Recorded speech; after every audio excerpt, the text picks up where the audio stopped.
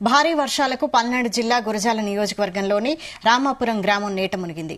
రామాపురం గ్రామంలోని 55 కుటుంబాలను పునరావాస కేంద్రాలకు తరలించిన అధికారులు భారీ వర్షంతో పాటు ఎగువ నుంచి వస్తున్న కృష్ణా జలాలు ఉధృతంగా ప్రవహిస్తుండటంతో ఏ క్షణంలో ఏమవుతుందోనని ప్రాణాలు అరచేతిలో పెట్టుకున్నారు స్థానికులు.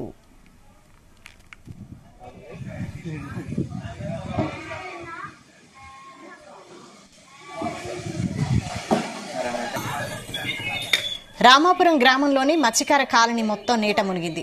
ఇంట్లోని సామాన్లు, నిత్యావసర సరుకులు నీటితో తడవడంతో సుమారు 30 లక్షల నష్టం చేకూరిందని గ్రామస్తులు చెబుతున్నారు.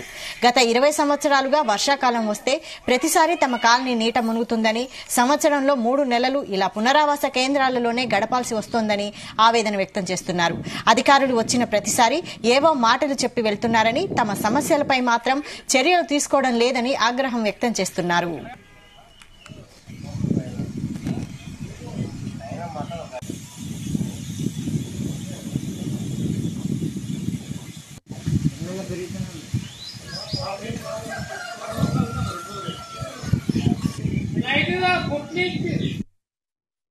మేము చిన్నపిల్ల కాడి నుంచి ఇదే తిప్పలు మాకు.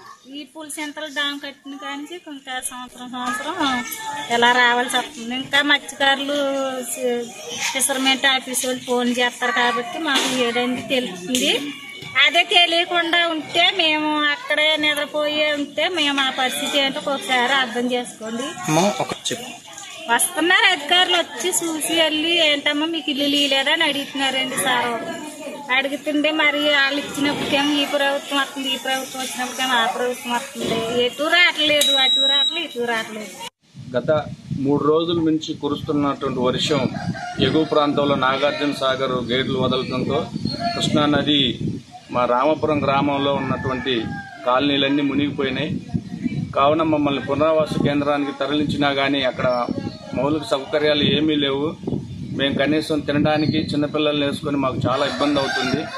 ఇలాంటి ప్రతిసారి కృష్ణానది వచ్చినప్పుడల్లా మేము ఈ కష్టాలు ఒక నెల రోజులు ఎదుర్కొంటున్నాం.